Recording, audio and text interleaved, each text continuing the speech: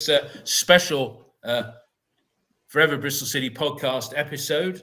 We are celebrating, or is that the right word, the appointment of a new head coach in Liam Manning. Excited? Yes. Brave appointment? Certainly. I'm joined by Mark and Neil, and Ian. Ian is now. I can see his camera in the background, but he's not in speech. No, it's Chris. Chris Honor's in with us as well. Chris, can you hear me? Let's switch Chris on. Hello, Chris. Hi, can you hear me okay? I can. You're a bit echoey, but okay. Well, he is in the West Wing. That's why. You know what it's like down there. There we go. Guys, right, I'm going to start it again for the purposes. Oh, Ian's here as well this time. Right. Can you hear me now, Ian? Ian's saying, "Let me in," but I can't hear him. I can't hear him. Is that a relief? That was. Was that too early? Yeah. Right. For the purposes, Ian, get involved. Come on. For the purposes of the recording of the podcast, I'm going to start this again because I've totally cocked up that opening. And Ian, I don't know what's happening down your end, mate, but everybody's come in. You've all had the same link. You must have a technical issue. You're going to try again. All right. Well, I can see you. I can see there's a blank screen down there. Right. Okay. But we're here. Right. Okay. Welcome everybody who's listening live. All 38 of you. It's not usually this cock up when we go live. Yeah, but I'm delighted that I've got in the studio Chris Honor, who's turned up at short notice. Really appreciative of that. My regulars, Neil and Mark, and somewhere in the ether, Ian will be joining us. So here we go. For the purposes of recording the podcast, I'll just do the intro all over again. Now Ian is there this time. Can you hear me, Ian, this time? Yes, I can. Fantastic. We're all in. Right. We're all in. Thank God for that.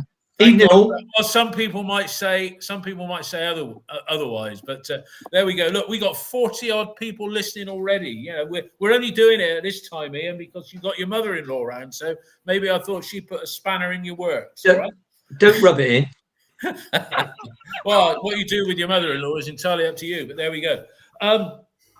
Right, okay, I'm going to do the intro again. Okay, well, welcome everybody to another edition of Forever Bristol City podcast.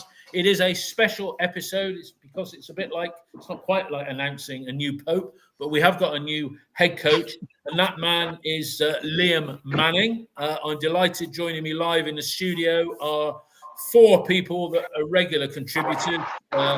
Three of us have never played the game at all to any degree. That's Mark and Neil and Ian, but delighted to have media pundit, even appears on Robin's TV, and former player Chris Honor.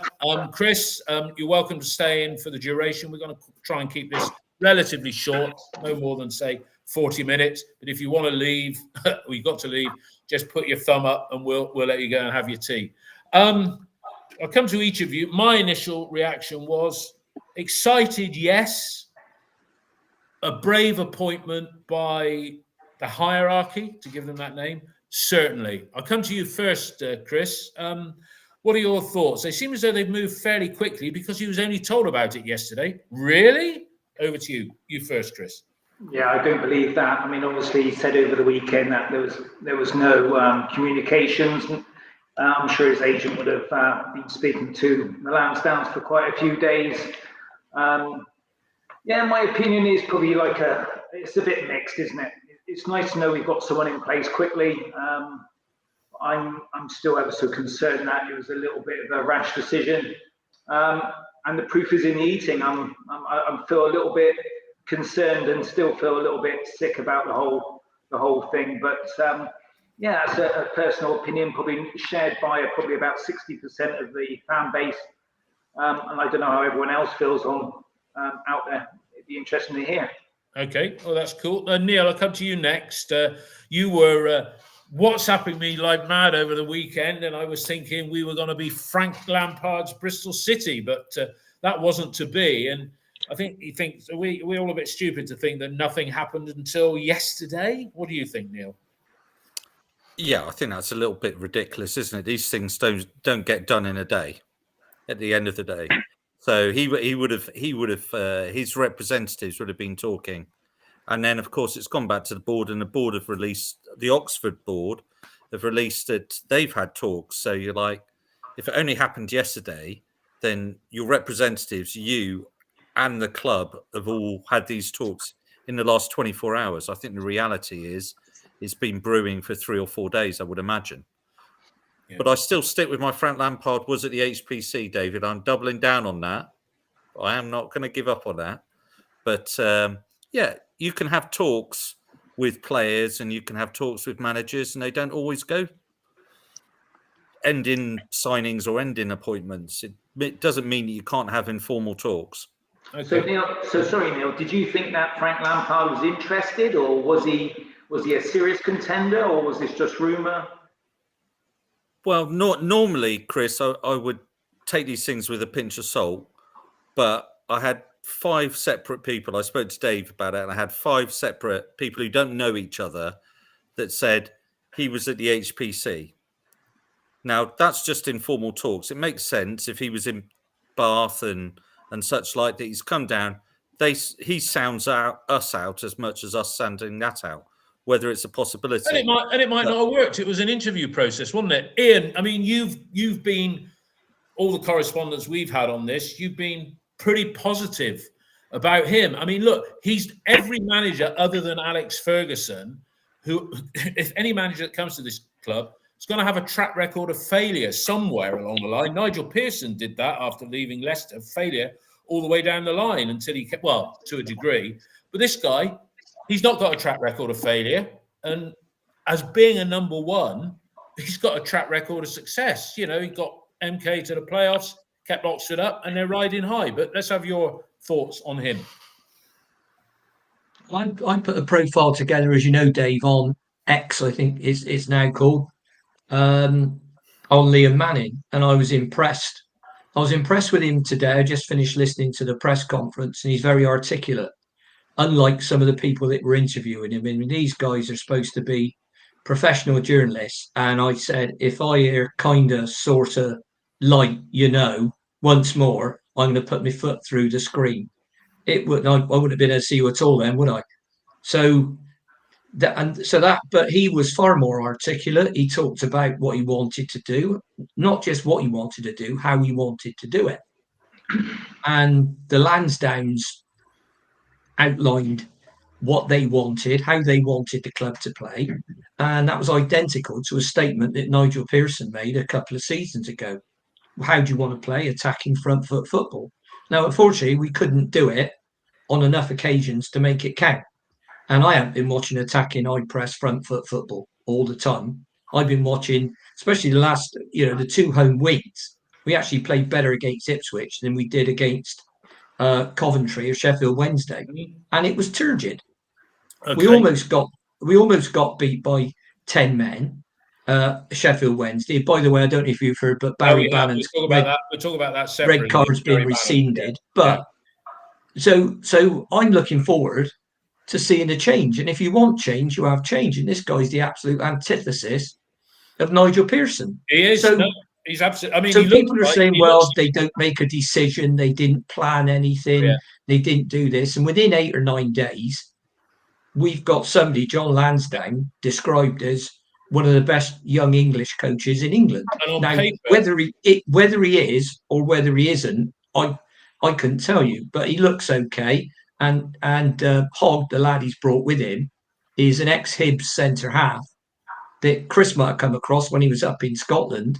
And he was there for 5 or 6 years, played 140 odd games. I want to talk about the other person. So I say give the bloke a try and let's see what you can do. Okay, all right, Mark, your say on it. We were thinking, maybe it was going to go to a foreign coach. They've had a week. You don't know how many interviews. I think somebody asked the question, how many people have you interviewed? It's not been a 6-week process. I would suggest that it's been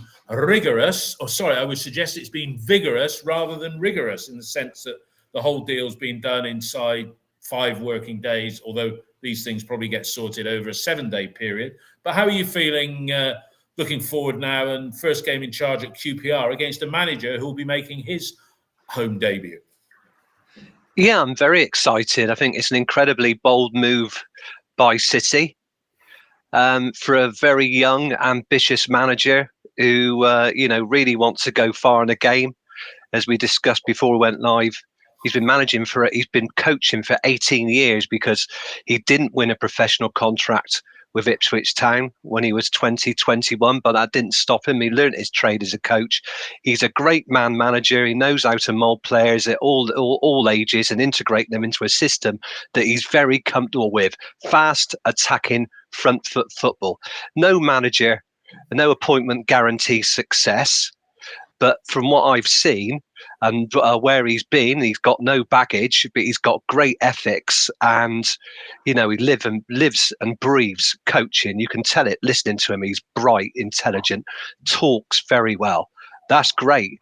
And the fans need to get behind him. Like I said, it's not guaranteed, but you'll know that the way his side play with Oxford United, pulling them away from the foot of the division right at the end of last season, and he's turned them into promotion contenders. Nearly got to the playoff final with MK Dons, unlucky to lose over 2 legs against Wickham. That is a man who wants to go places, and he believes that Bristol City can help him do that. And let's hope he can take the club up to the Premier League. Let's give him our backing. Looking forward to it.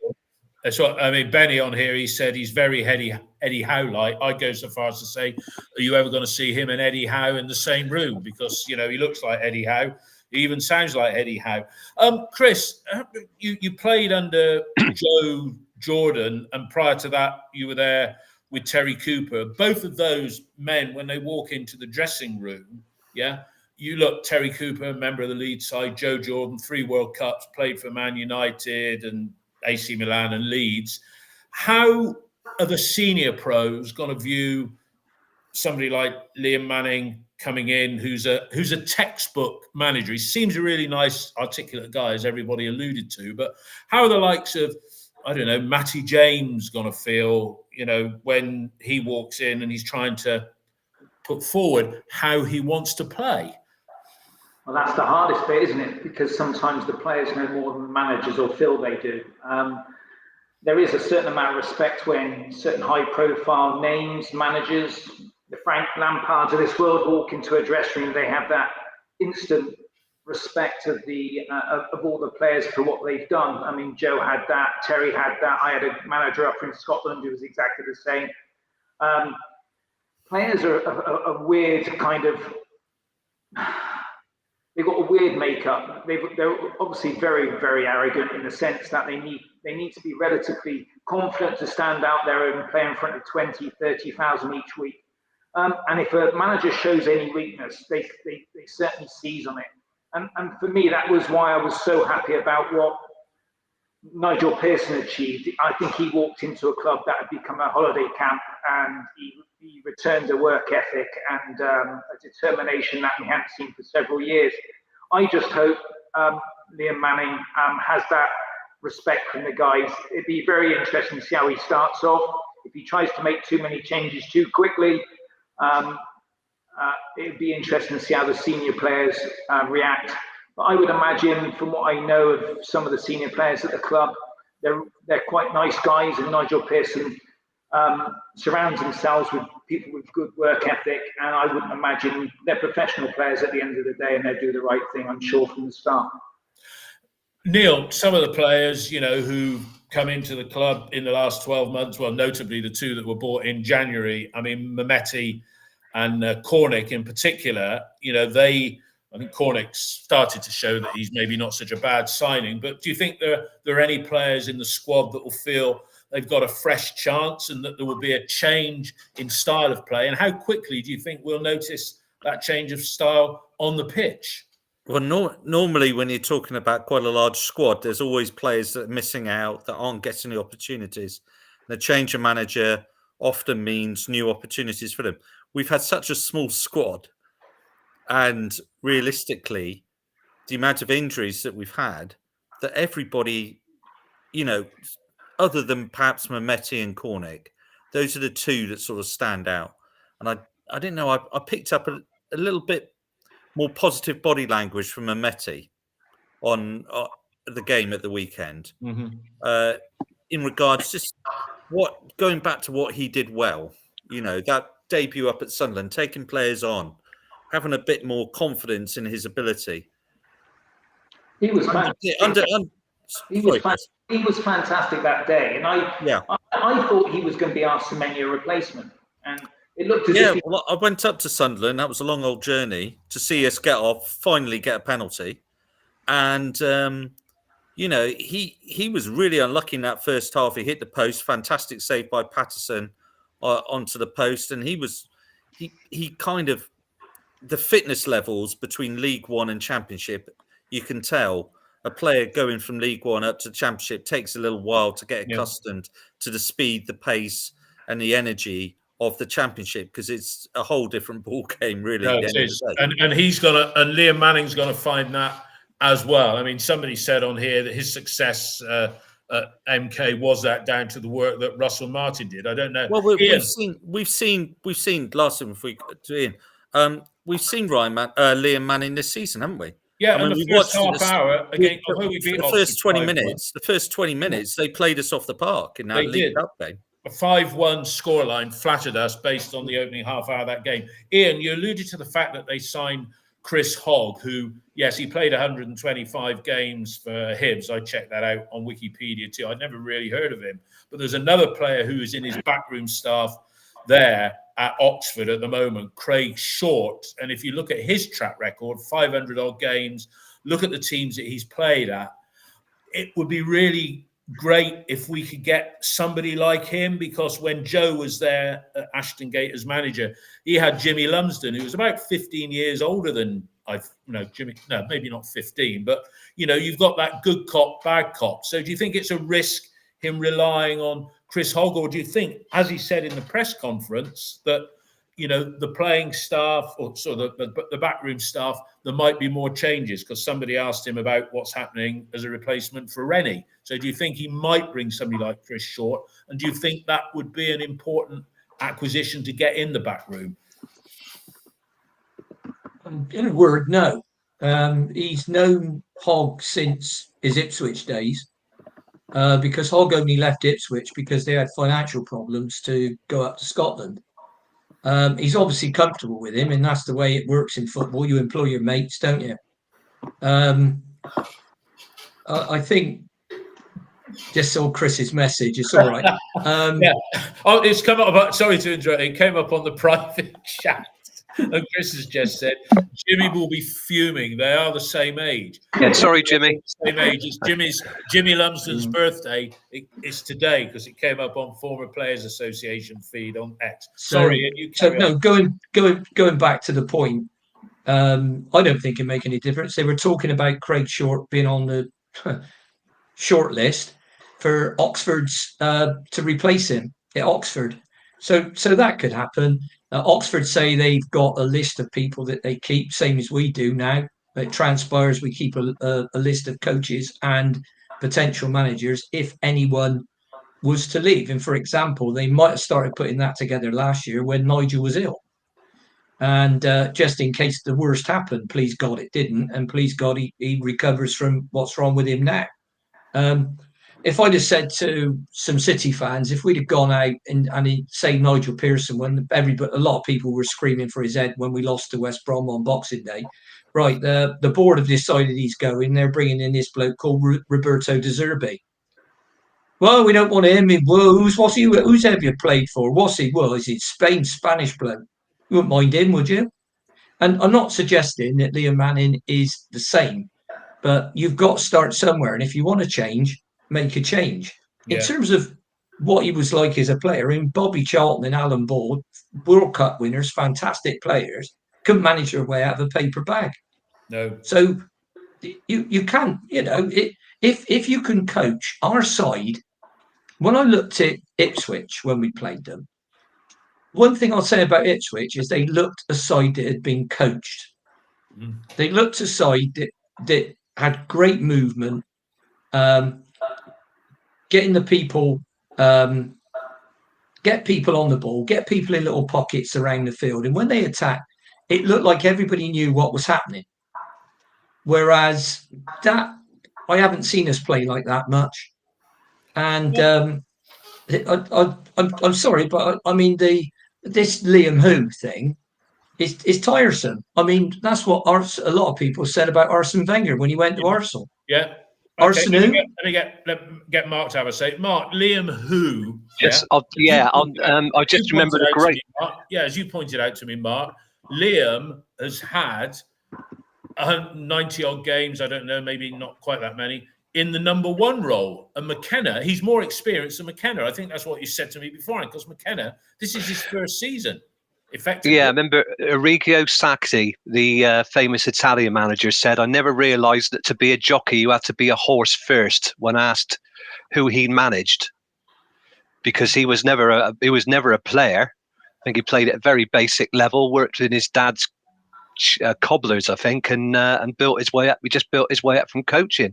So yeah, he's got more experience than McKenna. And Ipswich fans might have sniffily thought, and lots of fans are sniffy about managers. Who's that? Never heard of him. But you need to drill down a bit and take a look at what they've done. Listen to them. Talk to some other fans. I know it's not that easy, but you just need to do a little bit of research. That's what the internet's for.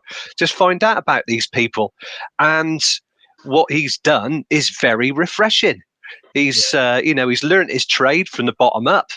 He's gone to New York, worked as their director of football, took a step back from what I understand, and then came back, worked for West Ham under 23s, helped to progress the likes of Declan Rice and Connor Coventry, who's gone to FC Augsburg, been there the last 4 seasons, spent a little while at West Ham, broke into the squad when he was, in 16, 17, and then moved on to Lommel in Belgium, got them promoted from the Belgium second division with a huge churn of players, and then went on to MK Dons, picked up from Russell Martin. But that is one of the hardest jobs. If you follow a successful manager, you inherit their squad.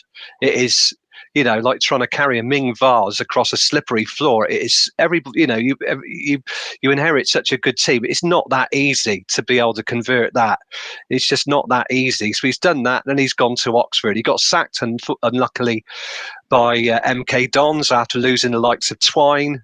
Scott Twine left. I think he went to Burnley. Then he lost the likes of Harry Darling, big centre back, who also went to Swansea, and I think the goalkeeper went as well. So he was a bit hamstrung by that and got the sack.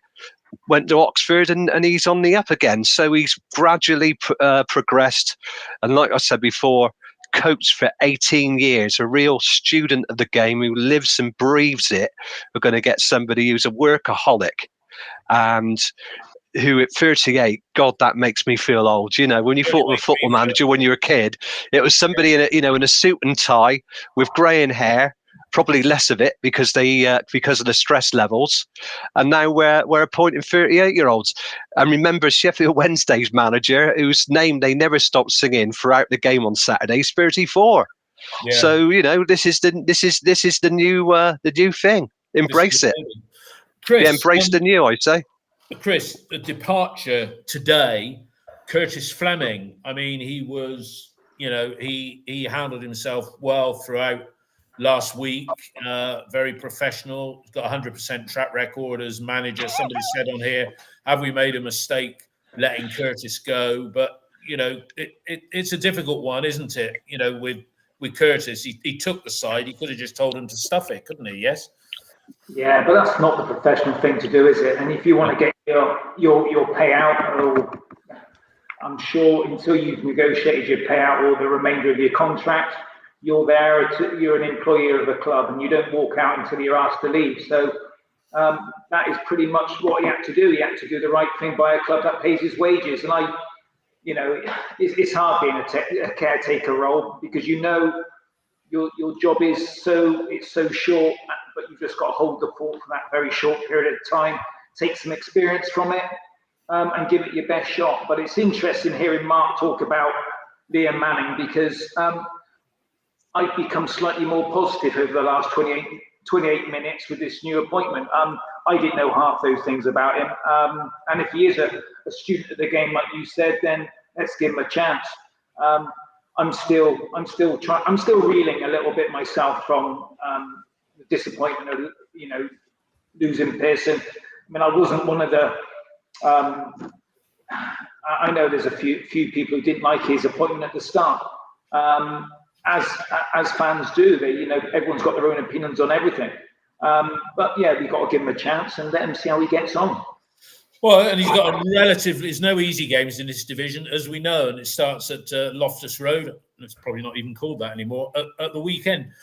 Neil, you changed the manager. We've talked about the change in style. The inference from the chairman, from John, is that we're a top 10. We talked about this on the weekend podcast. We're a top 10 budget. We've got a top 10 budget, and what does success look like for the remainder of this season for Liam Manning? Has he got to not drop below where we are at the moment? Because if he does, I mean, we were in the top 10 at final whistle on Saturday. We dropped out because of a later result. But what is success for Liam Manning this season? And are the board expecting the playoffs? Well, he was quite marked, wasn't he? Lansdowne, John was asked that in the press conference, the part that I caught, what are your hopes, expectations? You spoke about playoffs, you spoke about promotion, you were straight away putting pressure on your new manager to achieve this, or else he's sort of out. I think the 3-year plan, as long as they can see sort of development, I think this year stay roughly where we are, and then we push next season. You've got to allow a manager a certain amount of time to get the team playing the way that he wants them to play and to bring the personnel in that he wants to do it. So I think this season it could go one of two ways for me. I just drew the parallel on ours. Russell Martin, when he went in at Swansea, and he had a way of playing with MK Dons, took it to Swansea, tried to get those players to play that way, and it was catastrophic at times, wasn't it? The way they were playing out from the back, they were giving so many goals away, and it took them a long time. And then they went through a good period, and then they went through. Ultimately, he left Swansea and got the gig at Southampton, and Swansea haven't really improved as a club from when he took over. Yeah, they're and he's still at Southampton, isn't he? Yeah. Well, if he's still at Southampton, and Southampton have picked up a lot, and we get first-hand experience of this in I think there's a parallel though with Manning. We are a stepping stone for Liam Manning. I'm sure we are. Well, that's a good point. Good point. And he's come in, and if he improves us, if everybody starts talking about Bristol City, I love the way Bristol City are playing, and all the rest of it, will he get job offers? He might not see out the contract. And that was one of the questions that I was thinking to myself, that allegedly he had a buyout clause within his contract at Oxford. And are we a stepping stone for Liam Manning? Just like if we'd have taken on Frank Lampard, if it had been Lampard, that would have been a rehabilitation as much as a rehabilitation appointment for him, as much as a vanity appointment for the board. Ian, you next. I mean, what's success look like in your eyes for the remainder of this season now? Because Pearson clearly there was a breakdown in a relationship, but we were in the top 10, 4 points off the playoffs with a transfer window to come. What say you for the balance of the season? I'm looking to do what the board want and get in the playoffs. If you're saying to me, well, if you don't get in the playoffs, you're going to bin him, the answer to that's a categoric no. Yeah. All I want to see is this attacking front foot football that I'm going to keep banging on about, because that's what I want to watch. I don't want to watch the stuff I've been watching, that's for sure. I'm bored to tears. And I want to see who he brings in January. Funds are available. We know that. I think the club have got the structure. It's a workable structure. I think they've got it about right. So we're not bringing in a new CEO. We don't need one within the structure we've got. Liam Manning's going to report directly to the board, which for that read John Lansdowne and Gavin Marshall. So will Tom, the operations director, football operations director or COO. And so will Brian Tinian. Now, we've done a lot of good stuff around recruitment. The subject of the physio came up in the press conference, and that's clearly an area where we've been suffering for the last 3 or 4 seasons. And I can't put a reason to it, but we've been in. At one point, we had 21 players injured in I'll call it the Holden Pearson window. So for me, we know what the target is. Nigel Pearson knew exactly what the target was, and now we've got to execute.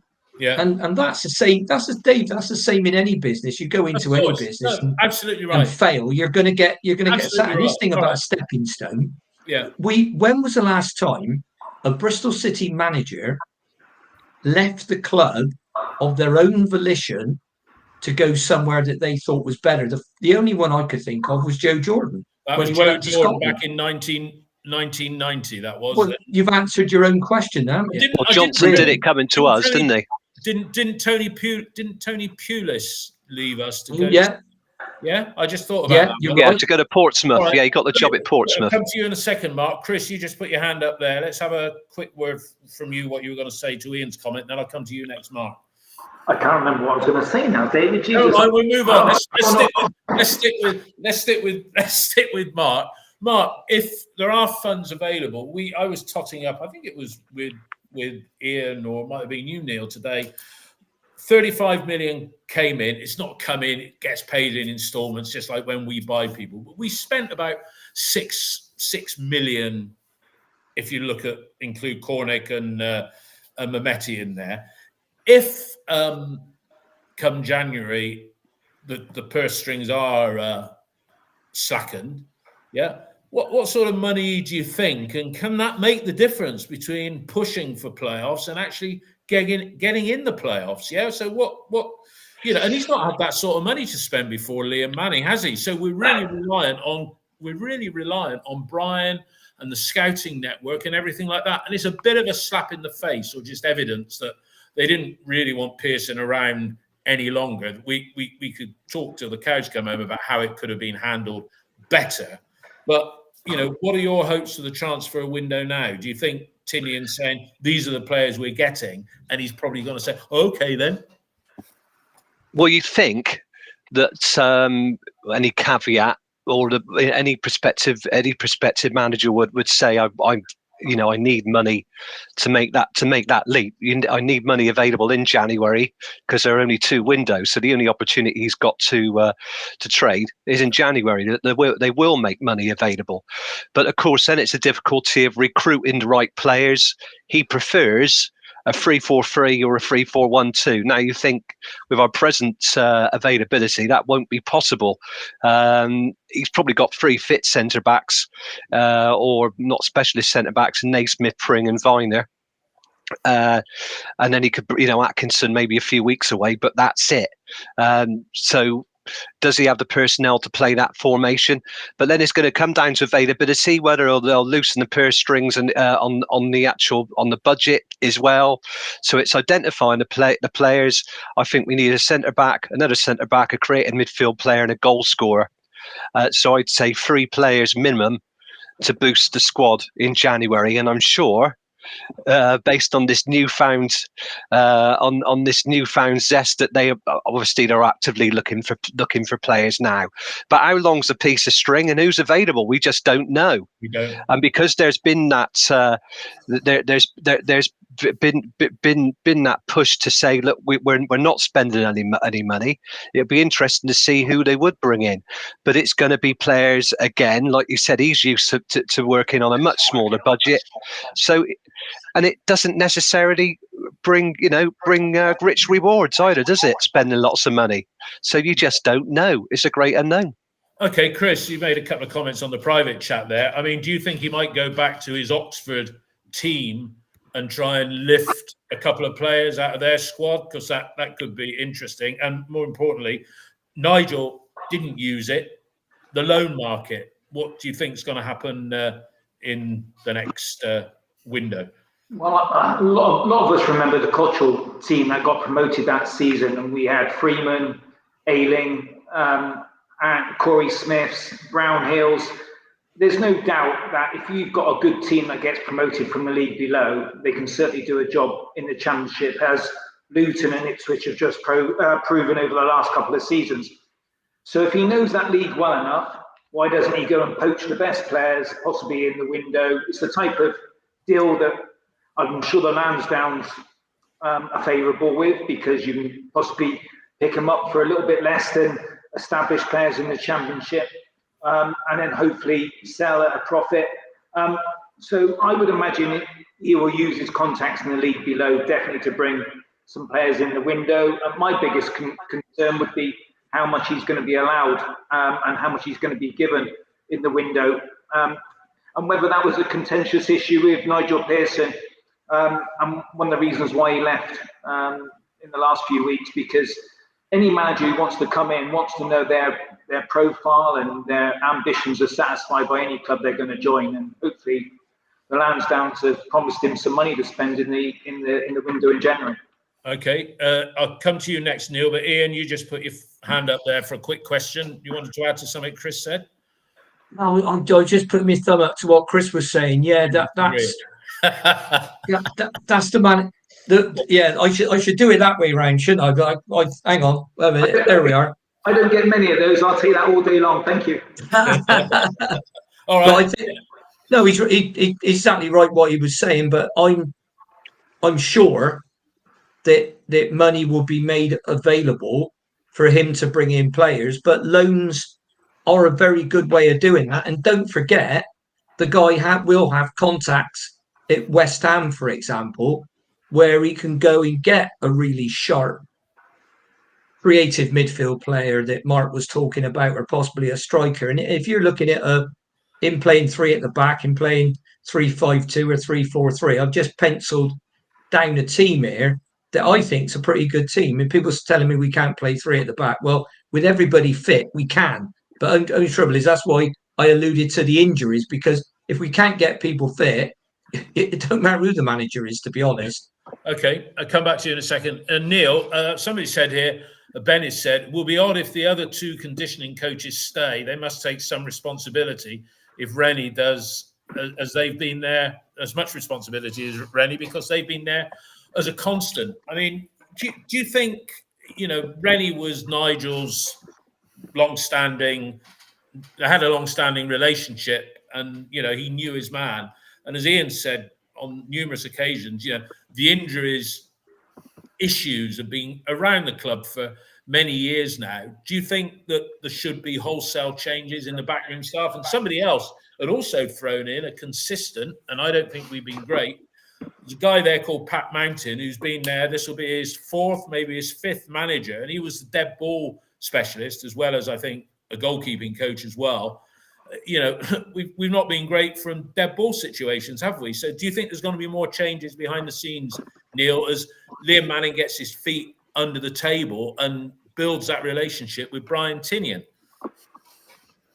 Yes, but I think it's quite marked that what they focused on and what he said in his press conference is working with young players.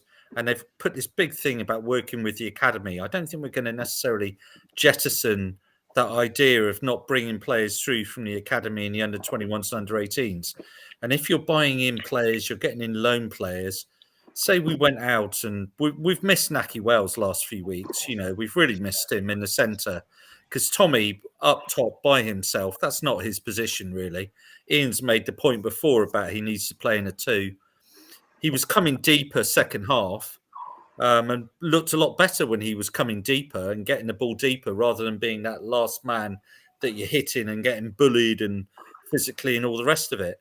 Now, looking at them at the start of the season, they played 4-2-3-1 against us, Dave. Yeah. And the gate. They've got a few loan signings in. They brought Sonny Perkins in from Leeds. They brought Carl Edwards in from Ipswich. But they haven't done massive changes. He hasn't changed his personnel. He's got a lot of young players playing for him at Oxford, other than Billy Bowden, who we don't need to talk about being an ex-Gashead. But the point is that I don't think necessarily there is going to be the massive changes that people talk about. And you watch John Lansdowne in interview, and he's saying, well, very tough to do business in January and all the rest of it. Maybe there's only a couple coming in, low numbers, rather than sort of a wholesale change of the personnel. I think in the summer, certain players, I think Matty James probably would have got a new contract under Pearson. I'm not quite so sure now. Vyman, again. Joe Williams, another one. Andy King, another one. Then you're talking about 4 very senior players there, perhaps leaving the club that perhaps might have got an offer from Nigel there because Nigel trusted them to do a job.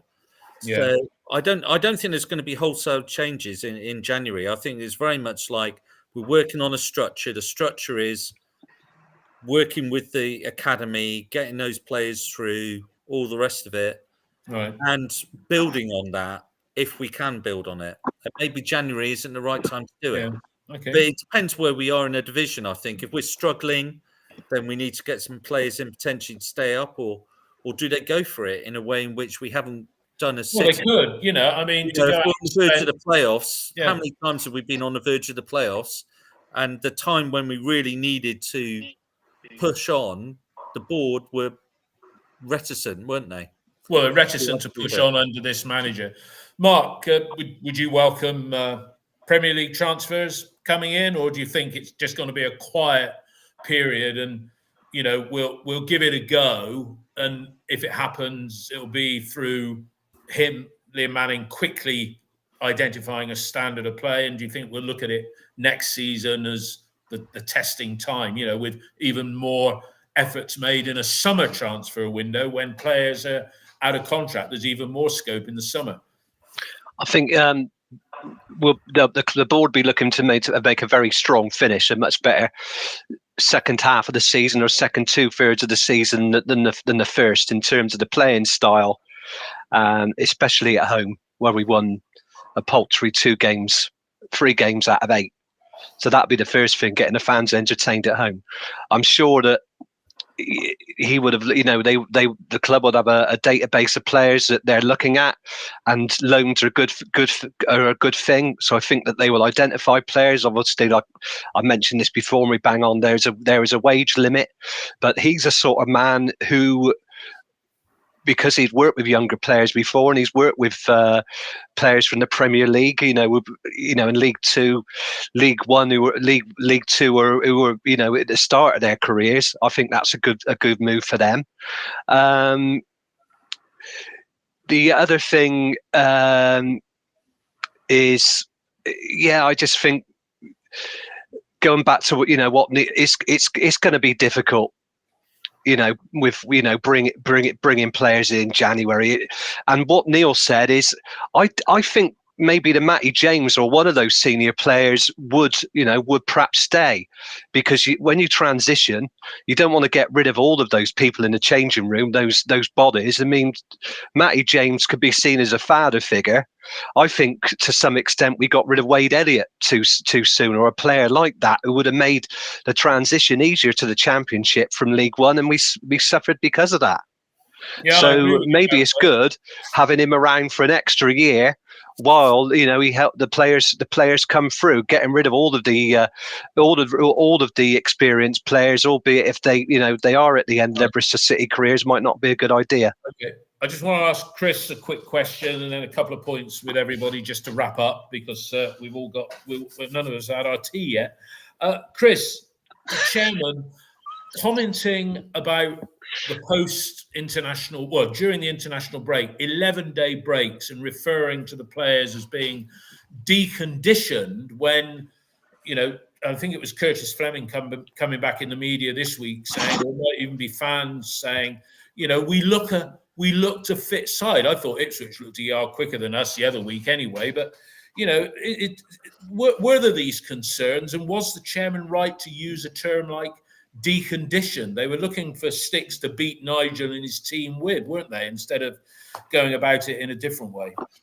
Yeah, that was great propaganda, wasn't it, after they knew they were under a little bit of pressure after that surprise sacking. But of all the points they made, I thought that was one of them. I mean, I had heard rumours around the club that they'd had 9 days off a couple of times, and I thought after one of the games, after their first game back, not this recent international break, but the one previous, I thought they looked shocking for the first 20 minutes. I thought the players were blowing. And when I was told shortly after that they'd had over a week off, I was surprised. But, you know, let's not forget that they've all got GPS, they've all got Strava, they all have to report in their runs. Everything is seen. They are given their training programs. So, you know, I don't know who's trying to pull the wool over whose eyes on that one. I would imagine there's more to it, but there was definitely something going on, and we'll never really know. We're not going to know. All right, guys, look, I think we're almost done. I just want to talk about one incident going back to last Saturday, the Barry Bannon, not penalty, a red card, trip outside the box. Ian, your thoughts on that? The red card has been reversed. And when I think of some of the shitty situations City have been, I remember a game at Fulham a few years ago when Bailey Wright got sent off, and then various other things. You know, I can't remember when we've had a red card rescinded, but is that right that Bannon's red card is rescinded? Your quick comments on that. Yeah, it's been rescinded, and he's available to play against Millwall this weekend. For what it's worth, I thought it was a penalty at the time. I still think it's a penalty because whilst the initial contact was outside the box, that didn't bring Knight down. The next contact, which was inside the box, did. So, and Knight wasn't able to get a shot in. Now, the goalkeeper was there, and I think from memory, Wednesday had a player on the line. So, don't really care because the easiest way to see if he would have scored is for Bannon not to trip him up. So it was denying a clear goal scoring opportunity, although the people that review these things, probably the PGMOL, who aren't exactly covering themselves with glory at the moment, and the most popular people in the game, said that it wasn't a sending off. So I thought it was a sending off, clear sending off, and a pen. Okay, fair enough. Neil, your thoughts on that incident now, having had a few days to think and hearing that Bannon's got away with it? Well, I think for me, the ref's running directly behind him, can see exactly what he's doing, and he's nibbling at Knight, but he's not making a tackle. Then he sees that Knight is just about to run into the box, and that's where he trips him up. Not maliciously, but very cynical tackle in relation to just as he's about to go into the edge of the area, and before he can shoot. So if I was the ref in that situation, I'd be saying that's malicious, that's cynical, and quite frankly, that's serious conduct and a red card all day of the week. It doesn't matter that there's a defender in front or whatever, or the goalkeeper or whatever like that. It's a red card. It's a red card. I can't see how they overrule it because surely if the ref says this is my view, it's not like the tackle didn't happen or it was a coming together or it needed review. The cynical element of it is still the cynical element in the ref's eyes, isn't it? Yeah, I guess so. Mark, if that ref did something at the weekend, he now in his mind he's like, no, I'm trying to second guess myself, and I don't quite. Well, they were talking on TalkSport today about, in fact, it was Postecoglou. I think I got that pronunciation right.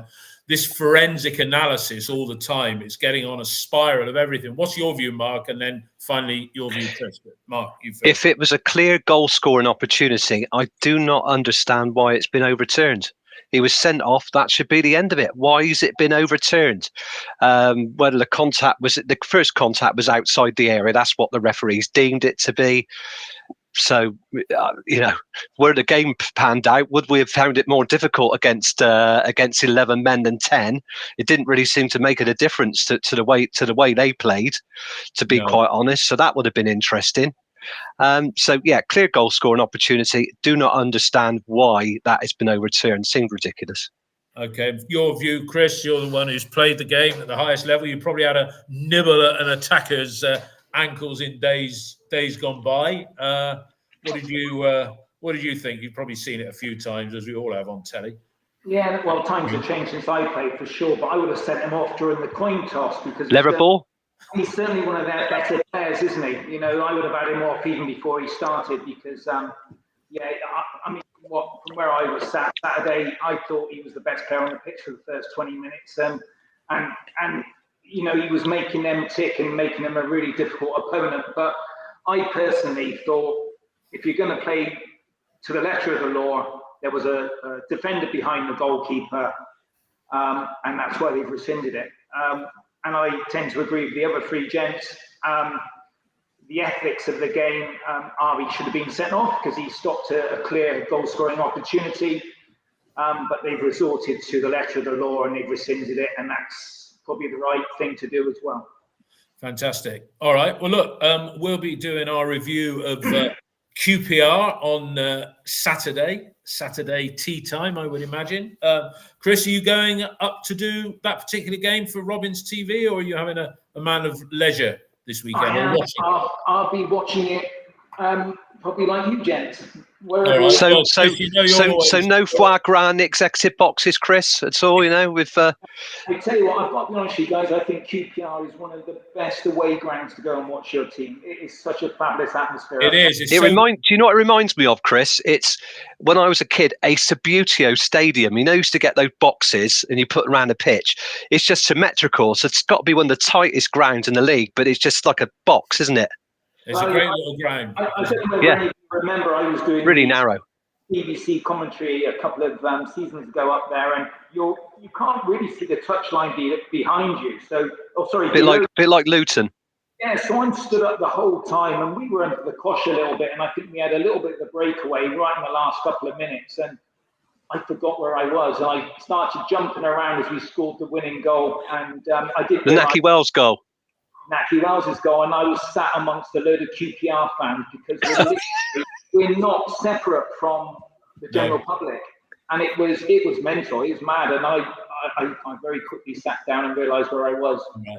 Well, look, we're at the dawning of a new era. I think, you know, we're all sorry that Nigel went, you know, and I think, you know, we wish him well for the rest of his career because he will be back, no doubt about that, and we hope he gets well soon. But we're at the dawning of a new era. Yes, David, we've moved from the cult of Knights to the Brotherhood of Manning. We have. Just one thing, David. I mean, it's funny because we're so resilient as fans, aren't we? We just move on. You know, we. Yeah, of course we do. Our club at the end of the day, and the manager changes, the players change, but whoever we go to watch the game with, whoever we sit next to, whether it's our parents, our grandparents, whatever, our best friends, the Saturday comes and we're still supporters, and we'll all be there and we'll all be wishing the best. We're hope that he gets. I mean, it's a great time because he's got a chance to pick his first side this weekend against QPR. Then he's got a complete 2-week run of instilling his brand of football. I really, really hope that we do. Ian's used the term turgid. There's not too many games when we've walked out of Ashton Gate. I won't say for the last 2 years. It's been longer than that, where you've walked out with a spring in your step and you felt really happy and joyful. He seems a really nice bloke. You know, Tins and him, let's hope that they get on together. I'm sure they will. And, you know, you rest assured for his first game at Ashton Gate against Middlesbrough, which is November the 25th, there's going to be another big crowd. I mean, that's a good thing this season. The crowds have been holding up, good away support. Got 14,000 season ticket holders. There's about 5,000-6,000 people each week turning up, pay on the day, when they haven't been served with much that's exciting. So I'm excited. I think it's brave, but I'm excited. Mark, Neil, Ian, Chris, thanks for your contribution, and everybody who's been watching us. This will be up on the podcast platforms later on this evening, and I'll edit the video again just to take out the confused bit at the beginning. But everybody, thanks a lot for listening. Cheers.